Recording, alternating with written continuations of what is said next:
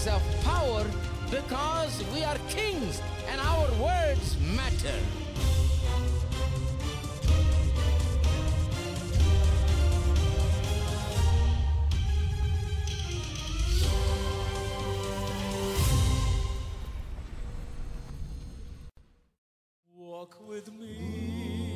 Walk with me, lest mine eyes no longer see all the glory, all the story of your love. Talk to me as you spoke so tenderly, as you walk there, as you talk there by the sea. Let me follow in the footsteps that trod the shores of Galilee,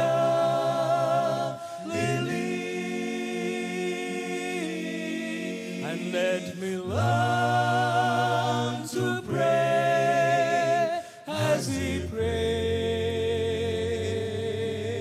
in the garden of Gethsemane.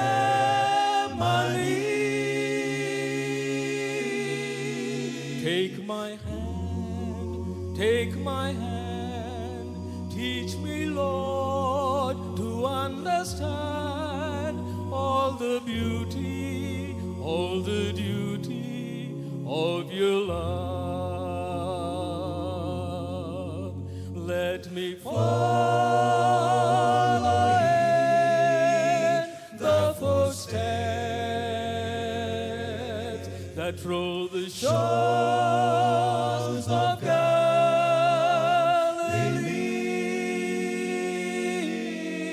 and let me learn to pray as he prayed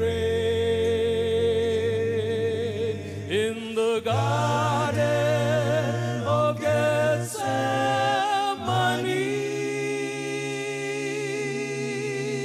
Take my hand, teach me, Lord, to understand all the beauty, all the duty of your love. Take my hand, teach me, Lord, to understand all the beauty, all the duty of your love.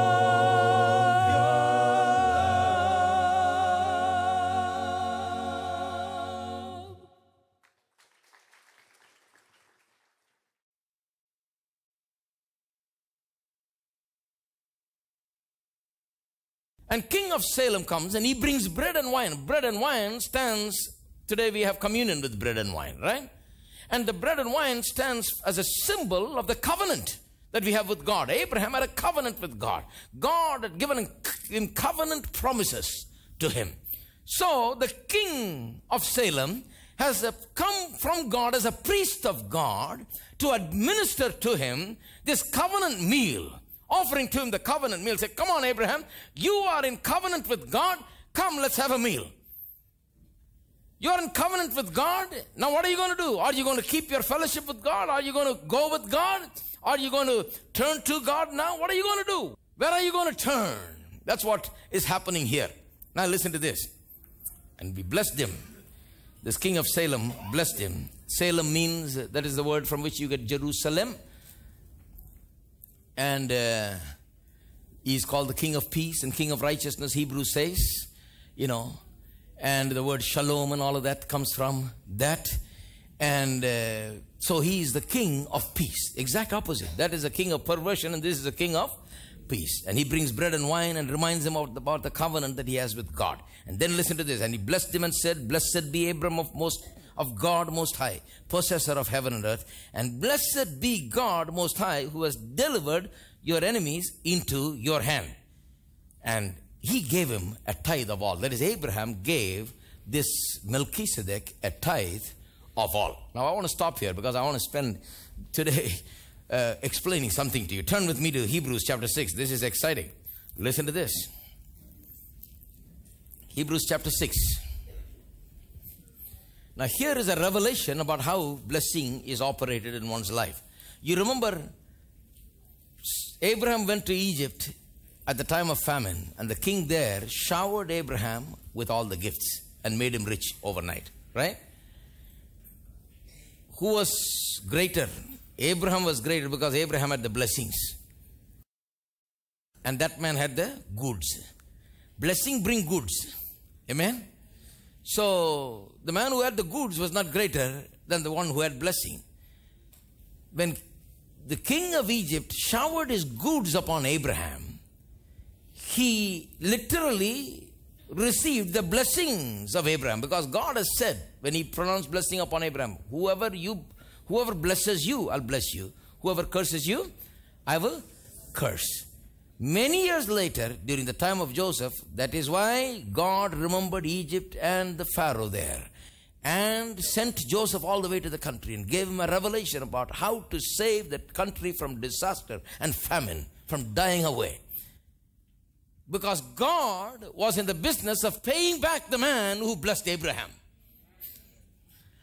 The Pharaoh of Egypt blessed Abraham and made him rich. And God says, now I'm going to make you rich. The blessing has been flowing all the time. Egypt has become a superpower now, the greatest power on earth that day Egypt was.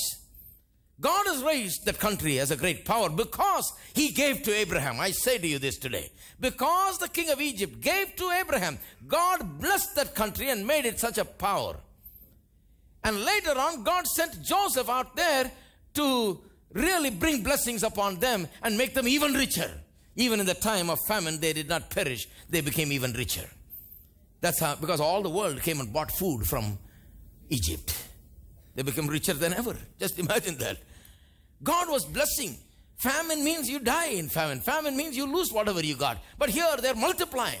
You see, the blessing is working. Not just one generation, from generation to generation to generation. It's working. God never forgets. Blessing is like a thing that is set on motion and nothing stops it. For 1,000 generations, that means unlimited way it goes from generation to generation. Whenever the king of Egypt showered his gifts upon Abraham, he set forth the blessing flow. He gave and he received. He gave and it was given to him. Good measure, pressed down, shaken together, running over. It was coming back to him. That's a principle. Remember that, right? Now listen. Chapter 6, the last verse is where we start. Then we go to chapter 7. Where the forerunner has entered for us, even Jesus, having become high priest forever, according to the order of Melchizedek. Have you ever heard something like this? Jesus Christ is a priest according to the order of Melchizedek. In the Old Testament days, there were priests. When they built a tabernacle in Moses' time, God ordained priests. The Levites were the priestly tribe. And they did priestly work and ministry. But this was long before. This was long before Levites were ever ordained as priests.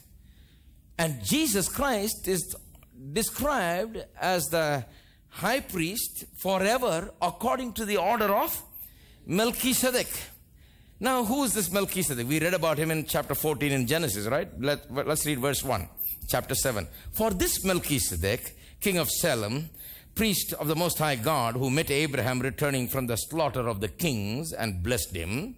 See? It's talking about that story where Abraham was met by this king and was blessed by this king. To whom also Abraham gave a 10th part of all. First being translated King of Righteousness, that is describing his name and the meaning of the name. King of Righteousness. And then also King of Salem, meaning King of Peace. Without father, now it's describing him, without father, without mother. Have you ever heard of a guy like this? I want you to think about who Melchizedek is. The Bible is full of wonders. This guy, Melchizedek, blessed Abraham. He met Abraham after the battle. Blessed Abraham. Who is he? He is without father, without mother, without genealogy. Genealogy in those days was very important. Before they asked who you are, they said, who's your father? Who's your granddaddy? who's his granddaddy. That's how they traced you back all the way to Adam those days. That's the way they were. It was so important to establish who you are, which tribe and which place you come from and who your ancestors are. But this guy has no genealogy. That was very significant. No mother, no father, no genealogy, and having neither beginning of days nor end of life. That means there was no set date where he began to exist and no set date where his life came to an end. Who could this be? Jesus Christ. I say to you, Jesus Christ, the Son of God, appeared to Abraham when he won the battle. When the blessing overtook Abraham, where with 318 people he defeated all those 4 or 5 kings and came back home having retrieved all the goods. Jesus Christ, in the form of Melchizedek. In the Bible you read about all the angels and others, becoming like men and appearing and all that. So it's not a wonder that Jesus could have become like that. But in the incarnation, he really became a man.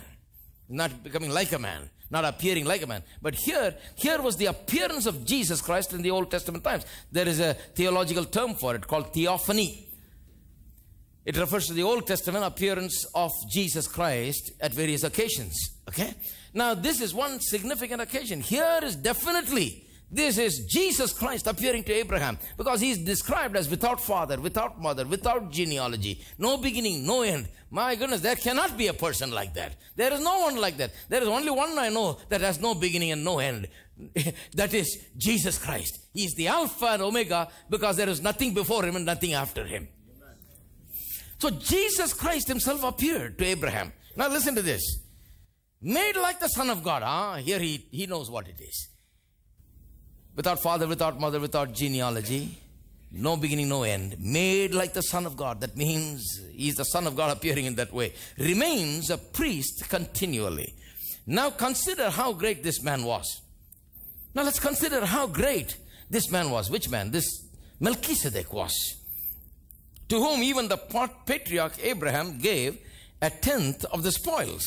It's talking about how Abraham gave a tenth of everything that he had to this man. Now listen to this. And indeed, those who are of the sons of Levi, who receive the priesthood, have a commandment to receive tithes from the people according to the law, that is, from their brethren, though they have come from their loins from the loins of Abraham.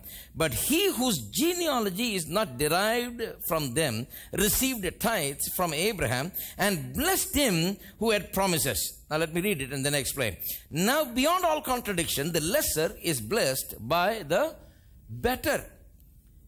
Obviously, if you bless somebody, they need the blessing, you have the blessing. The one who blesses is greater than the one who receives the blessing. Here mortal men receive tithes, but he receives them, but there he receives them, of whom it is witnessed that he lives. Even Levi, who receives tithes, paid tithes through Abraham, so to speak, for he was still in the loins of his father when Melchizedek met him. Now, in order to understand this passage, let me just put it in terms of some statements, okay?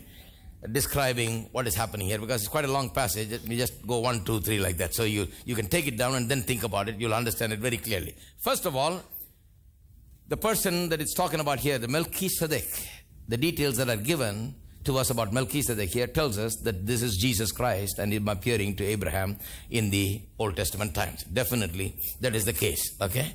It's a theophany.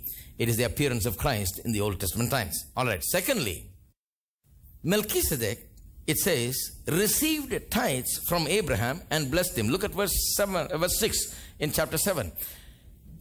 He received tithes. That is, Melchizedek received tithes from Abraham and blessed him who had the promises. Now this is where I want to show you something about the operation of blessing, how blessing operates in a person. Abraham was already a possessor of the promise. I mean, he already held the promises. God had promised him. What was the promise? That I'll bless you. I'll make your name great. These are the blessing promises that Abraham had. But he needs to appropriate it. He needs to take it and walk in it. God has spoken it. Now it's up to you. The ball is in your court. You got to kick it. You got to do something with it. God has spoken the blessing. A lot of people have never done anything about what God has already said. They are not even aware that such blessings are there. They're not even aware that God has spoken these things. The Bible is just a religious book for them. They read it to read 2 chapters so that when you go to heaven, they won't ask, have you read your 2 chapters today? Something like that, I don't know. They don't realize that this is a book which is full of God's word. God has spoken the blessings. Now the ball is in my court. I got to do something about this.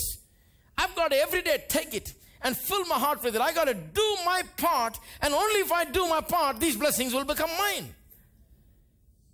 Otherwise, no matter how much blessings God has spoken, nothing is going to become mine. It's just like if someone put 100 crores in the bank in your name, it's never going to become mine unless you know that it's there, unless you go and make the claim for it, unless you write a check and sign your name to it and give it there and wait for them to give the money. It'll never belong to you. If you don't know, you'll never get it. You know how many crores are there in banks across the world? Money is in the people's name that the people don't know it's there. Now listen, here is a transaction happening. A very clear revelation about how blessing comes. This is something that is going to unravel a truth to you that will cause you to walk in the blessings when you begin to follow this. He received tithes and blessed him. Why would a man receive tithes and bless? Why can't he simply bless? Because God has already blessed. Why does he have to receive tithes from him? I mean, do you have to pay money to get blessing? Some people ask me that. Do you have to pay money to get blessings, brother? Because these preachers tell me that if I pay, that God will bless me. Well, maybe they didn't explain to you properly.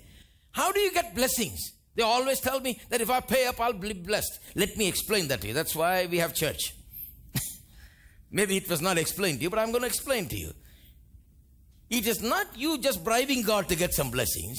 Blessing is the thing that has brought all the money to you. So what is this thing about Abraham giving a tenth of all? A tenth is the tithe. A tithe, it means literally 1/10. Tenth of all that you earn, or all the increase that you have. All right? A tenth. And he gave the tenth of all. Now what is this tenth? It's not only the tenth part of all that he had. It is also the first and the best. Notice that before he dealt with anything, before he took and spent on anything, before he did anything with it, before he meddled with all that, before he made any decisions over it, he is now facing this king. He's got 2 options. One is the king of Sodom who says, take it. And the other is king of Salem, who says, come on, I'll remind you of the covenant that you have with God. You have a relationship with God. What are you going to do with this now? And this man now gives him a tithe of everything that he had. Before doing anything, he does that. That is why a tithe is not only 1/10 of everything that we earn. It is also the first and the best. Everybody say first and the best. It's not like, it's first. Because you put God first. That's the issue there. It's not the money. You see, some people think God needs their money. God doesn't need your money because God has money. God gives money. God gives the blessing that produces money. God is not in a great need so that we all come together and give God some money, God is not interested in getting our 10% so that he can make a living off of us. You see, all that is ignorance in a lot of areas. People are totally unaware of how God is operating. God has put everything in there. God says, if I was hungry, would I ask you? Read the Psalms. He said, I'll never ask you because the earth and the fullness thereof is mine. He says, everything is mine, man. I've given it to you.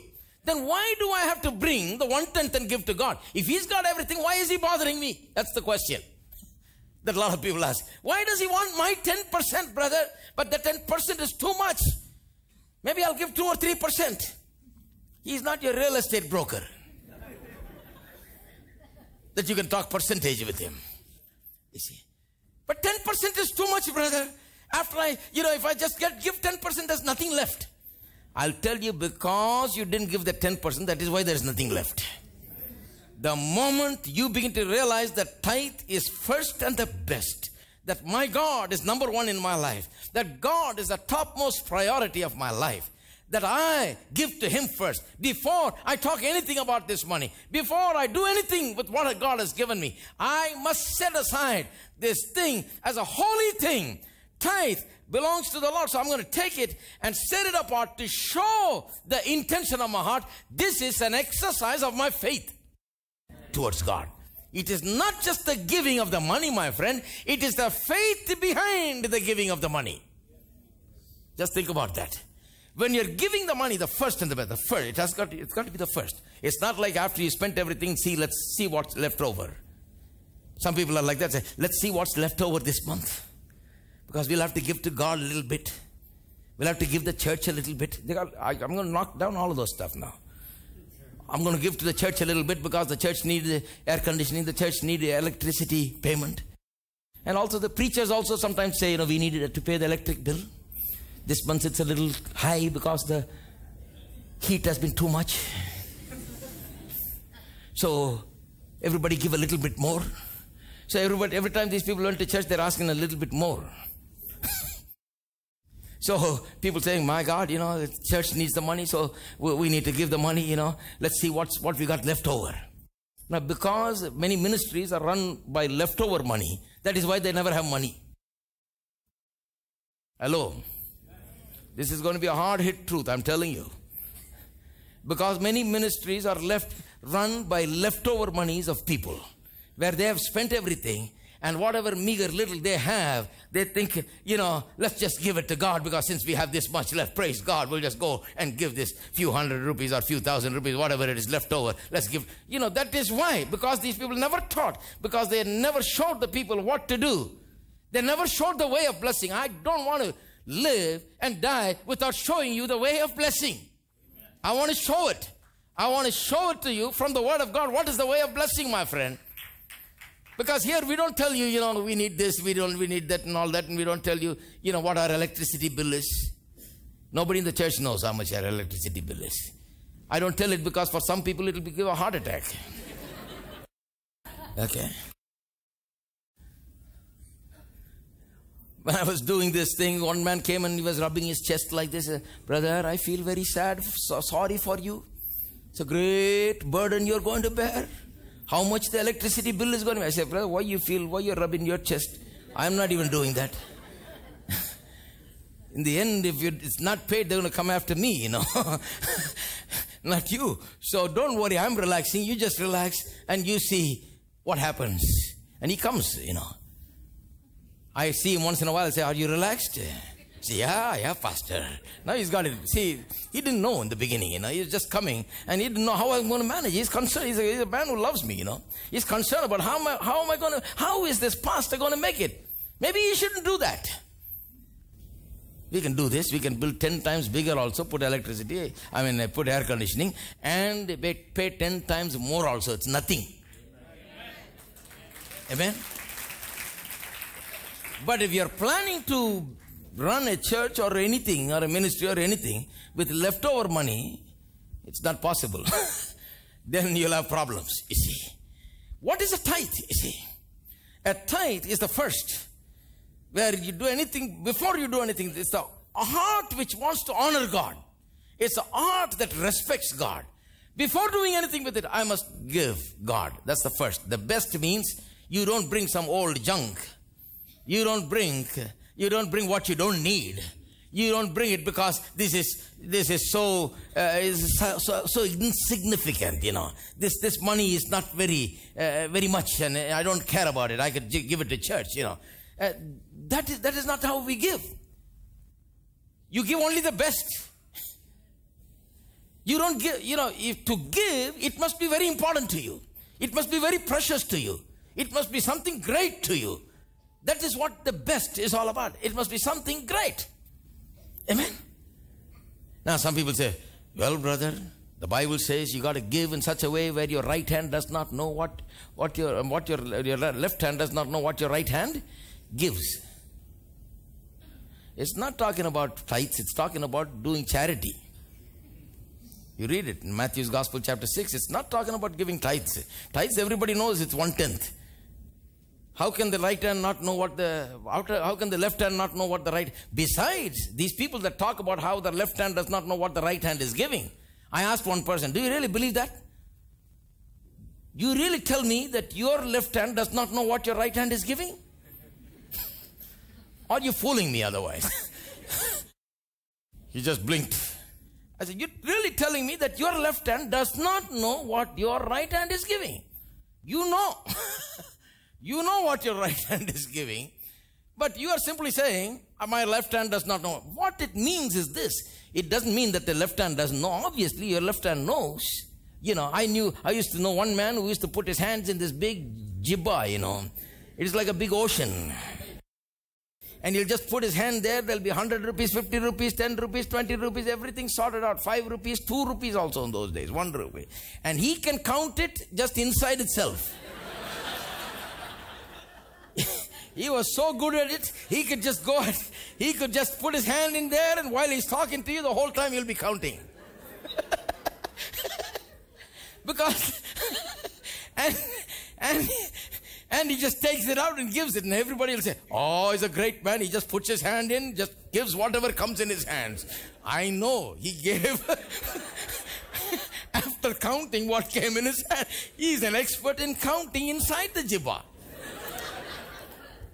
Seems like all of you know something about that. So this thing about how the left hand does not know what the right hand gives is nonsense, really. What the Bible is saying is, don't just call everybody, blow your trumpet and tell everybody that you're going to give this many vetis and this many saris and this many dhotis and all that. And tell the people to blow the trumpet and flash it on the newspaper so that they'll come and garland you and tell what a great charitable person you are. You will get nothing more than that garland. It'll stink after 24 hours and you get no more reward after that. That's what the Bible is saying. You read chapter 6. It tells you your reward ends there. It's over. No more reward. No reward from God. Only what these men have spoken over the mics and only what these garlands have done. That's all. Hello. I told you it's hard truth. That's all you get. You get nothing else. So do it in a way that nobody knows what you've done. Amen? So you want to do charity? Do it like that. Give me that old-time religion. Give me that old-time, the kind of religion that I used to have. Give me that old-time religion, yeah, yeah. Hallelujah, good enough for me. Give me that old-time religion. Give me that old-time, the kind of religion that I used to have. Give me that old-time religion, yeah, yeah. Hallelujah, good enough for me. It was good for Paul and Silas. It was good for Paul and Silas. It was good for Paul and Silas. Yeah, yeah. Hallelujah, good enough for me. Give me that old-time religion. Give me that old-time religion that I used to have. Give me that old-time religion. Yeah, yeah. Hallelujah, good enough for me. Give me that old-time religion. Give me that old-time religion that I used to have. Give me that old-time religion, yeah, yeah. Hallelujah, good enough for me. It was good for mommy and daddy. It was good for mama and papa.